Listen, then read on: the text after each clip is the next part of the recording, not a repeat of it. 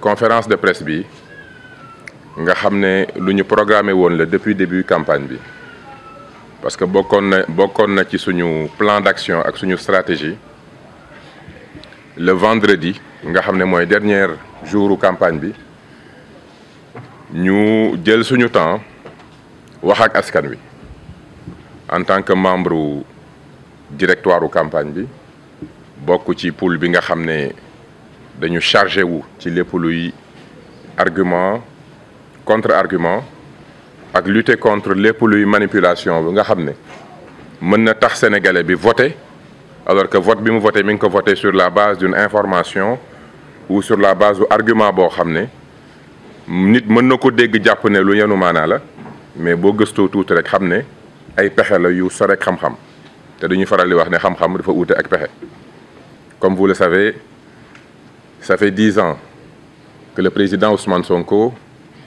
le président des patriotes du Sénégal, dafa mëne xeex boo xam ne bakkanam mënoon na ci rot ndax ay bakkan rot na ci ay deret tuuru ci ñu dig ñu ci ay milliards ñu bañ ko dig ñu ci ay postes ñu refuser ko amut lu ñu dundul pendant ces 10 ans dissolution insulte lu ne dund nañ ko lu nit xalaat ci politique rek parti bii nga xam ne daanaka mooy parti bi mujjee judd ci parti yu mag yi dund nañ ko ci 10 ans yi teewul dañ ci dëggu ànd ceeg gor ànd ceeg ngor ba suñu borom def li ko neex mooy jël le projet de souveraineté mu nekk liy dox ci réew mi guddi yi ñu toll jël son excellence le président Bassirou Diomaye Diakhar Faye mu nekk à la tête de l'exécutif à la tête de ce pays premier Ousmane Sonko nekk le premier ministre ñu teg un gouvernement di jéem a doxal li nga xam ne ñu ngi koy doxal kon tey bu ñu yegsee fii ñu yor l'exécutif mais ku ne xam na ne Sénégal c'est une démocratie on a 3 pouvoirs justice dafa war a am indépendance am mais entre l'exécutif et le législatif li ci am solo mooy mu am une collaboration saine autour d'un projet partagé projet boobu mooy projet de souveraineté bi comme ni ma ko waxee ñu tënk agenda 2050 mu nekk lu nga xam ne amul benn sénégalais bu sérieux bu mën a wax ne agenda bi jëlul en compte la totalité des priorités des sénégalais mën nañ ko nag gën a leeral mais agenda bi véritablement agenda bu complet la parce que agenda la sur 2050 donc tey bu ñu ñëwee ba fii day am solo comme ni ma ko waxee agenda boobu pour ñu doxal ko dañu soxla exécutif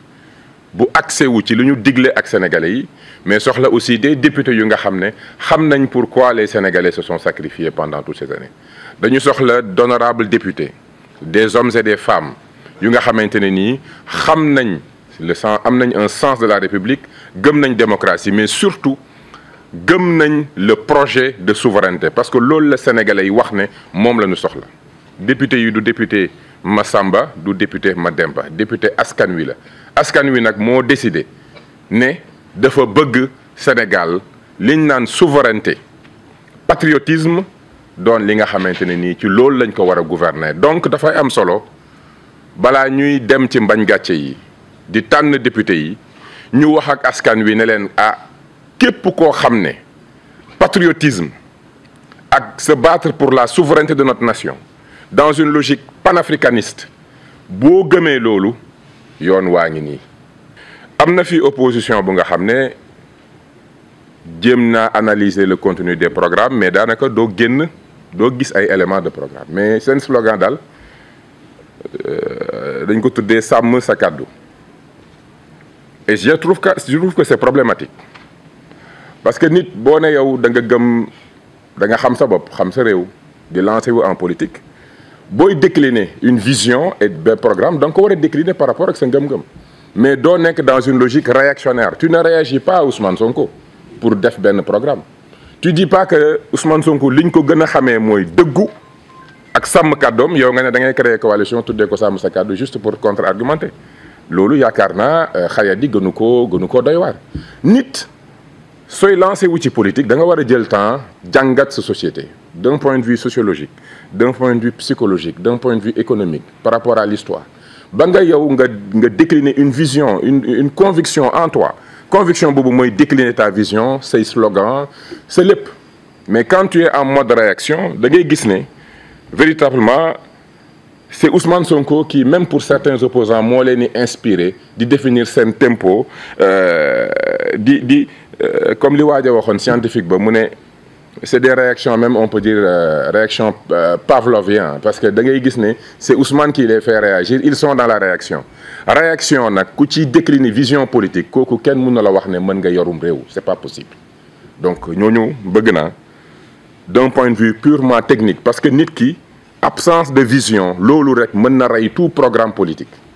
parce que ministre bi nga xam ne tey man Moussa Balla Fofana ministre de l'urbanisme des collectivités locales et de l'aménagement du territoire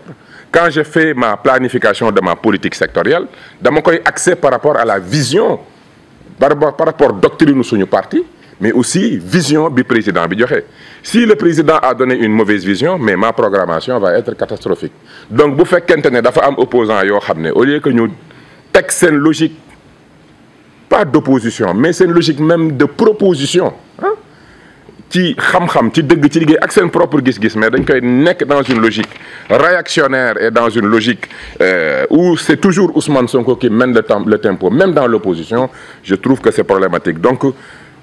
point technique boobu sur la planification et même sur l'énoncé des visions politiques bëgg naa beneen yoon ñu góorgóorlu ci andil ñu loo xam ne bu ñu ko déggee dinañ xam fi ñu jëm bi ci topp dama gis ñu nga xam ne dañuy mettre en avant logique gu nationalisme nga xam ne boo seetee ci histoire nationalisme moo andi impérialisme dafa am lien bu ci am li may wax ni historiens yi ñoo ma ko gën a xam nañ ko dem jàngi foo gis impérialisme am fa doole ñu justifier ko rek nationalisme moom moo ko suuxat donc nañu moytu logique boobu repli de soi la mooy maanaam da nga jàpp ne yow moom yaa gën ñëpp nga xeeb leen teg ci ñoom kàddu yoo xam ne dafay doy waar repli de soi lay andi mooy nga nekk ku xaw a nombriliste nga xam ne sa jumbax ngay xool te àdduna dafa am solo ngay xool ca kanam di xool ñeneen ñi di xool nit ñi bët ak bët di jàng ci ñeneen ñi fii kenn gënu fi kenn ñun ñëpp am nañ ay valeur kenn ku nekk am na loo war a jàng ci sa morom jàpp ne ki nga xam ne moo fi mujj ñëw te loolu sociologie da koy jàngale ñi def sociologie de l'étranger xam nañ ne les théories sociologie dañu wane ne dafa bokk ci réflexe yi gën a ñàkk analyse mooy ñu ne ci mbooloo dara xew rek nga ne li fi xew aw fi woon ki fi mujjee ñëw moo ko andi loolu bokk na réaction yi gën a doy waar étranger bi rek la ñuy jiiñ li fi mujjee xew loolu du analyse bu profonde d'ailleurs c'est important point boobu ma taxaw fa bokk na man mi nga xam ne j'ai vécu en France pendant une dizaine d'années fa la jàngee fa la ba commencé liggéey li ñuy attaquer les étrangers en France problème mu France mooy essentiellement dafa jàpp ne doo dégg mukk français yi wax lu baax ci étranger pourtant africains yi fa nekk lañ fa def kenn xamut nu mu toll liggéey yi nanguwul liggéey ñoom ñoo koy liggéey PIB contribution PIB étranger France doo mus a dégg français yi wax ko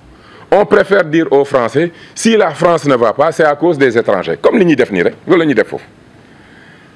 une fois wax naa ko benn post Facebook j'ai dit à Emmanuel Macron il faut apprendre à dire la vérité aux Français dites aux Français que le monde a évolué que adduna bi léegi dafa laaj benn compétitivité sur le plan économique si la France veut revenir France ba mu doonoon France day nangu liggéey ni chinois bi di liggéeyee ni américain bi di liggéeyee ni anglais bi di liggéeyee mais France mënut a am une politique sociale buy protéger les travailleurs à tel point que ne des fois nekk fa un entrepreneur dafa difficile donc il faut dire aux Français de travailler plus et mieux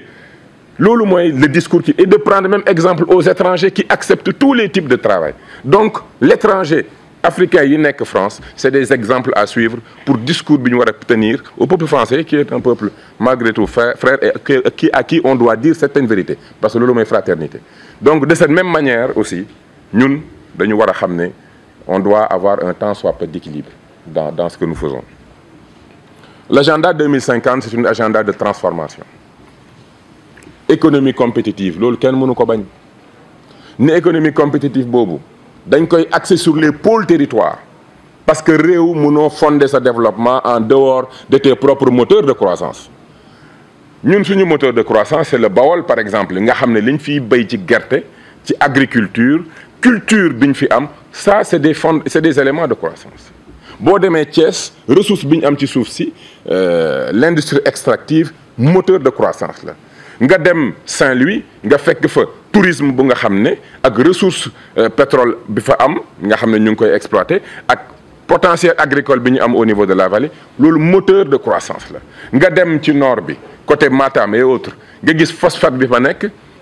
càmm ga fa mën a ne ak agriculture bu fa possible nga ne naa créer moteur de croissance au niveau de ça nga ñëw Casamance fekk fa capacité production arbre fruitière yi fa nekk production rizière bi fa nekk ak ressources yi fa nekk nga ne naa créer industrie autour de cela nga ñëw Sine Saloum fekk fa xorom si fekk fa mbay fekk fa culture ak aada lu nga xam ne boo ko ñongalee mën na andi ay devises parce que tourisme day andi alal ci réew produits yi ngay transformer di ko génne Ousmane wax na ko démb mu ne par exemple ñun du ñu lekk poulpe xam nga ñun poulpe sawaruñ ci trop dañu ko def suppu kànja mais tey sénégalais boo woon poulpe du ko bëgg mais poulpe dafa nekk lu nga xam ne ay poulpe calamar ak yooyu nit ñi dañ ko soxla xaalis bu bëri la donc même bu ko nit ki bëggul jàpp ko andi ko génne ko réew mi suy génn réew mi day dugalaale xaalis loolu mooy entrée devise boobu donc ñun ñu ngi nekk ci plan boo xamante ne nii gëm nañ ko te xam nañ ne dinañ ci réussir incha allahu rabbi gis naa tam un opposant bu doon critiquer ne plan bi dafa manqué ambition ñun dañu choisir def politique bu nga xam ne dañ koo teg ci xam-xam mais surtout ci dëgg nit mënoo ñëw Amadou Ba ak Macky Sall ñi nga xam ne ñoo fi jógee ñooñu mënuma ñàkk a bañ a citer seen tur bàyyil ñu un déficit de 10% lu extraordinaire bàyyil ñu un endettement de plus de 80%. près de 605 milliards yoo xam ne bañ koy leb dañ ne woon ne comme 2024 année électorale la dañ koy leb mais duñ ko laal dañuy bàyyi ba élection yu weesu ñu utiliser ko pour relancer l'économie ñun ba ñu ñëw fekk nañ xaalis boobu yëpp ñu féetale ko boor. loolu mënoo koo fekk ci réew ba noppi nga ne donc sama premier mandat bi mandat d'audit la de restructuration de réorganisation du Sénégal au niveau de pôle de réformer la décentralisation lancer notre politique d'industrialisation. tout nga jeter les bases du développement nga ne budget bi maa ngi ko yemalee gum ci 18 000 milliards ñu bëgg la promettre loo xam ne daf lay leer ne mënoo ko am te ñun du ñu digeeg askan wi loo xam ne mënul ne ndax dañoo woo nit ñi ci xam-xam woo leen ci dëgg woo leen surtout ci liggéey et encore une fois je le dis bu ñu weesoo élection yi dañuy dellu ci liggéey bi parce que nag liggéey la ñu digleeg sénégalais yi donc ñiy critiquer agenda 2050 et là même c'est des critiques que j'ai récupérées juste après parce que mënuma ci woon bañ a wax di leen wax rek ne ñun Pastef en tout cas régime bi fi ne ñun dañu axé sunu lépp lu ñuy def dañ koy jéem a axé ci xam-xam ci production ci transparence ak discussion nekkuñ ci dans des logiques de haine ak ay coow ak histoire yu amul njëriñ à chaque fois que Pastef a été dans une position difficile c'est parce qu'on a été attaqué et que benn moment il a fallu que ñu préserver que ñu exister. En 2022 publié nañ territoire du développement nga xam ne maag Ousmane Sonko ñoo ko bind te l'idée des pôles territoires gis naa tam kenn ku ñuy attaqué nee na dañoo plagier les pôles territoires ci moom lañ ko gisee man li ma jaaxal mooy ñun bañ ko bindee sur territoire du développement xëy na liiru ko woon je sais que am na opposants yoo xam ne amuñu temps lire waaw il ne se cultive pas mais yaakaar naa sa adversaire bu bindee dara en 2022 boo ko liiroon tu vas éviter sa bopp gàcce taxaw naan diw daf ma plagier sur les pôles territoires alors que cette production intellectuelle existe depuis 2022 et bien avant dama leen renvoyer sur les travaux des grands cabinets comme Gérard et autres proposer la réorganisation du Sénégal en pôle territoire c'est l'une des idées les plus partagées dans le secteur de la décentralisation et de l'aménagement du territoire. Pas plus tard que bi ñu commencé campagne bi tenir naa benn atelier au niveau de Saly atelier boobu j'ai regroupé l'ensemble des acteurs du secteur de la décentralisation autour des pôles territoires te dañu génn avec un consensus ne lii la ñëpp bëggoon nañ ko doxal donc kuy taxaw naan lii plagiat la c'est parce que sa xam-xam ci domaine de décentralisation aménagement du territoire ak développement local xëy na dafa des waaw boo liiroon livre yi nag xëy na mu dimbali la bi la loi sur l'état civil bi koy organisé date de 1972 ça ne date pas d'aujourd'hui ça ne date pas d'aujourd'hui may renvoyer article 43 buy wax ne bépp étranger bu nekk ci réew mi am nga droit bu sa doom juddoo ñu jox ko extrait de naissance kon damay dégg nit ñi naan étranger bi am na extrait de naissance mais c'est normal nit bu fi doomam juddoo tey mais dañ koy jox extrait de naissance. Je n'aime pas parler de moi, mais j'ai vécu dans la diaspora pendant une vingtaine d'années. Une partie de ma progéniture est née là-bas. Am nañu extrait de naissance mais taxul ñu nekk des Français ou des Canadiens. Parce que juddoo ci réew ma defal la kayit loolu dafa bokk ci say droit. Donc africain bi juddoo bi jur doom fii kooku mu am pièce d'état civil ça ne veut pas dire que da koo sàcc wala da koo volé. C'est normal, c'est la loi. C'est le droit de chacun des citoyens xëy na nit ñi dañu xamul donc am na ci droit c'est normal bi ci topp et le président Ousmane Sonko l'a dit ANSD quand même kenn mënu leen accuser de xëy na mënoon nañu wax ne les chiffres yi nga xam ne c'était au niveau de l'économie et des finances au niveau du régime posait problème mais l'ANSD quand même war nañu mën a basé wu ci li ñu wax ñoom ñoo ne sur 18 millions de Sénégalais les étrangers confondus c'est 1,1%. Alors 1,1%. Mes chers amis, 200 000 personnes sur 18 millions de Sénégalais ñu bëgg ko def discours bu nga xam ne mën nañ ci yóbbu des jeunes yoo xam ne malheureusement pendant 60 ans et je le comprends xam nga réew mu nga xam ne pendant 60 ans ñi fi nekkoon mën naa leen wax ne de 1960 à 2012 le taux croissance au Sénégal dépassé wul 4%. De 2012 à 2024 dépassé wul 7%. kon da ngay xam ne pauvreté c'est une réalité te ñun weddi wuñ ko y a la pauvreté dans ce pays on vient d'arriver def nañ un travail de diagnostic teg nañ un programme et on va se battre pour transformer l'économie de ce pays créer de l'emploi de la formation mais il ne faut pas surfer sur misère u Sénégalais yi bëgg a gëmloo Sénégalais bi ne si tu es pauvre c'est à cause de ton voisin. Non, si tu es pauvre, c'est parce que pendant 60 ans, des Sénégalais ont dilapidé les ressources de ce pays. Ne soyons pas injustes. Vouloir dire que sous-développement Sénégal tey Sénégalais yi daanaka amuñ ci responsabilité, c'est les étrangers. Alors, quel est le régime qui est comptable? Macky Sall bi nga xam ne pendant 12 ans, on lui a donné plus de 50 000 milliards. Su amee jeune bu amul liggéey, bu amee pauvreté ci réew bi, Macky Sall lañ ko war a laaj wala 200 000 étrangers yi nekk suñu biir. ñun ñoo war a gën a yar suñu doom ci nangoo bañ dara mais mes frères bawol waaw dañoo yab Guinéen yi rek mes frères bawol dañu am habitude ñun bitiku mbagg la ñuy commencé jékki-jékki teg table commencé jëli diw di jaay nekk xaritu suñu soxna yi ci koñ bi waxtaan ak ñoom diisoo ak ñoom di leen jaayee ka jënd nga jékki-jékki gis ñu ubbi boutique jékki-jékki gis ñu am cantine jékki-jékki gis ngay am commencé wut benn taxi benn tel di dem jékki-jékki ñu ne la tukki na ñibbisi mais loolu cheminement boobu cheminement la boo xam ne dañ ko war a jàngal suñu ndaw yi dañu war a nangu ne dañoo war a liggéey du ñu xeeb dara sénégalais yi bu ñu xeebul woon dara kenn defi dul fekk dara ba defi fekk dara nañu waxante dëgg te bàyyi caaxaan bi te wax suñu njaboot gi dëgg gis nga réew xam-xam waaye dëgg parce que ñun on n'est pas là pour dire que ne tel problème amul parce que wax ne problème amul mooy doo ko mës a solutionner problème bi ça existe am na ñu nga xam ne mais ça existe dans toute l'administration bés bu ne nga gis nit jël un papier administratif daal di koy di faire et ce qui existe réellement c'est des faux numéros d'état civil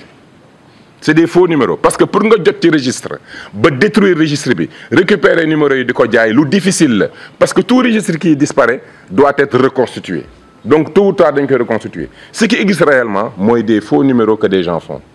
te faux numéros yooyu chaque fois dañ koy déceler parce que buñ la defaree benn faux extrait wala jël numéro jàmbur defal la ko tôt ou tard borom numéro bi dina ñëw laajte bu laajtee registre bi ñu changé am na beneen bu nekk feneen boobu day permettre ñu rétablir nit ki dans son droit benn. Deuxièmement même bu fekkente ne dañ la jox faux numéro boo defee demande de carte d'identité dañuy xam ne extrait bi bu faux la des fois nga demande ñu ne la demal andi sa certificat de nationalité wala demal andi lii loolu day tax ñu xam extrait bii nga yor est-ce que c'est vrai ou c'est pas vrai gis nga bi ñu xaymaa demande carte d'identité yi ñu jot yépp ci at ñu xool ci ñan ñooy présenter des faux numéros mi ngi toll ci 1,73%. xam nga wax di xaabaabal ak di réyal wax ak génne les chiffres tout de suite nit ñi dañuy gis ne li faux faux numéro yi dañ koy détecter tôt ou tard te buñ ko détecter dañ koy corriger te képp ku ci bokk du lu ñuy siiwal mais képp ku ñu jàpp ci lii daaniñ lay teg mara détaillé dañ ko corsé nit ñi mënuñu empêcher nit ki di def ay fraude parce que ku jumlang fépp la am mais li nga xam ne am na ko mooy ñun on a décidé de corser les choses d'avoir un meilleur contrôle donc processus boobu tey 10 millions de pièces moo ñu dese ñu ngi continuer le travail de numérisation de saisie de vérification fi ñu jëm moo gën a am solo encore parce que bëgg nañ yegg foo xam ne te application bi pare na man mii di wax ak yéen testé naa ko depuis sama téléphone fay naa fay naa par benn opérateur système bi génne pièce extrait d'état civil bi ma soxla te pourtant bi ma koy demandé Dakar laa nekk demandé ko bu nekk feneen dinañ dem ba sénégalais bi nga xam ne Kaolack la juddoo mën na toog Kaffrine wala mu dem Ziguinchor toog Ziguinchor dugg ci plateforme bi demander à tel centre pièce bi fay pièce bi ñu defar ko def signature électronique envoyé ko ci email mu jot ko te loolu phase test bi ñu ngi ko prévoir avant fin d'année bii na am benn phase test pour xool ndax affaire yi mi ngi dox donc au même moment ñu ngi jéem a numériser les 30 millions de pièces au même moment ñu ngi créer des centres locaux de services publics parce que dañ bëgg léegi commune bu nekk am benn centre boo xam ne boo fa ñëwee lépp luy service administratif dañ la ko defal moo tax ñun li ñuy liggéey dafa dépassé ay histoire u guinéen ak malien ñun on travaille pour loo xam ne après doon un instrument man ak Alioune Sall le ministre de l'économie numérique dañu am convention bu nga xam ne moom xam na ne li ñu ko dénk ci mu dématérialiser tous les processus fexe ba ku bëgg passeport carte d'identité extrait de naissance permis loo bëgg rek nga mën ko am sur les plateformes xam na ne base bi mooy que système national d'état civil bi nekk système bu ñu dématérialiser sénégalais yëpp nekk ci ñu mën a utal sénégalais bu ne benn numéro bu nga xam ne moom mooy sa numéro depuis le système kon Ndoro dafa dépasser des logiques politiciennes ma bëgg sénégalais yi continuer cette vigilance ñun moi je ne vais pas vous dire le contraire depuis que ñu ñëw j'ai donné des directives claires pour que ñu képp ku ñu jàpp ci affaire fraude mais ñu teg la daan yu metti loolu lañ mën parce que nag pendant des années il y a eu benn léthargie sur cette question donc loolu dafa nekk lu am solo loo nga xam ne ñu ngi koy liggéey 10 millions yi ci des bëgg nañ koo numériser rapidement système base bi complet ñu multiplier les centres de service au niveau local commune bu nekk am sa espace boo xam ne ku fa ñëw lépp loo soxla ci service da nga fa fekk ñu la ko defal ba noppi am une application bu nga xam ne sénégalais bi foo mënti nekk di nga mën a récupérer ces pièces lii dafay permettre lépp leer ci yenn argument yi nga xam ne nit ñi ñu ngi koy wax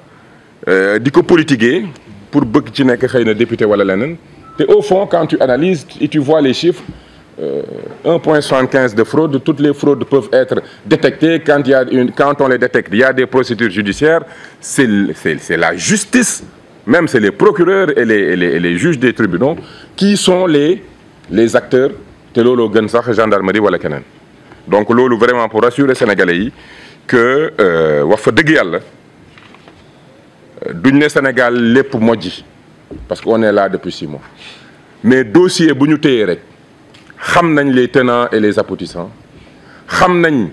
fañ ko fekk ak fañ ko bëgg a yóbbu xam nañ fay ci ne dégg naa tam ñu naan waaw xale yu bëri bu ñu ci bëggatuñoo am kayit entre sama ministère ak direction bi nga xam ne mooy toppatoo ñàngu xale yi ak direction ak ministère de la justice dañu sax créer benn processus pour nga xam ne xale bi bëgg a def examen te amagul kayit kooku procédure bi muy jàll sax bokkul ak yeneen yi dañ koy bàyyi mu jàng te ku xool conseil interministériel yi nga xam ne tenir nañ ko sur les examens et concours prochainement sur l'état civil war nañ ko tenir décembre bi nga xam ne pour ñun une base de données fiable sécurisée accessible transparent et que le Sénégalais puisse avoir ses pièces à tout moment dafa dépasser rek une mission de service public pour ñun instrument de mise en œuvre des politiques publiques la parce que l'avantage de ça c'est que ça nous permet d'avoir une information précise et détaillée sur qui sont les Sénégalais combien ils sont qu'est-ce qu'ils ont où ils sont lan la ñuy demander pour ñun c'est important d'avoir cette maîtrise là lii laa ne woon dinaa ko wax bon il y a des opposants nag ils sont dans des logiques de violence, discours violents, xaw ma sax nu ma ko mën a tuddee va-t-en-guerre, tout ça. Je pense que la gestion de l'État, c'est tout simplement la mise en œuvre des politiques publiques. Comment mettre en œuvre les politiques publiques. Gérer les ressources de la manière la plus efficiente possible. Faire que les objectifs des politiques publiques atteignent leur cible. Ci nu mu gën a baaxee. Fexe ba toutes les contre-performances ñu corriger ko loolu mooy politique publique. Politique publique, c'est de la planification, c'est de la gestion, c'est de l'évaluation, c'est de la mise en œuvre des politiques publiques. C'est du travail comme tous les jours. Liggéey bu am solo la moo tax ñu naan la planification, c'est l'usage de la science dans la mise en œuvre des politiques publiques. Donc un homme d'État, un homme politique da nga war a jéem a avoir un discours technique, discours bu pédagogique,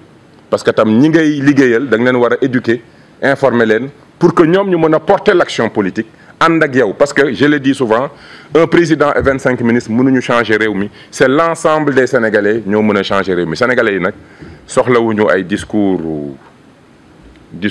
violent wala di jaay yu goo xam ne kenn xamul ba finalement ban njëriñ la am ban njeexital lay bàyyi ci nit ñi. yaakaar naa Sénégalais bi li mu bëgg a dégg mooy luy dalal xelam, lu koy wax lan mooy wàllam ci liggéey bi, lu koy wax d'ici 25 ans fan lañ bëgg a yóbbu réew mi, secteur bu nekk mu xam lim soxla, pôle territoire bu nekk mu xam lan mooy vocation ak orientation yi, bu dee entrepreneur la, bu dee société civile la, bu dee citoyen la, mu xam lan la ci war a contribuer. Je pense que loolu mooy attitude ak altitude bi nga xam ne moom la ñuy xaar ci homme politique, xaaruñ ko sur des vols de nuit et des vols très bas qui ne servent absolument à rien.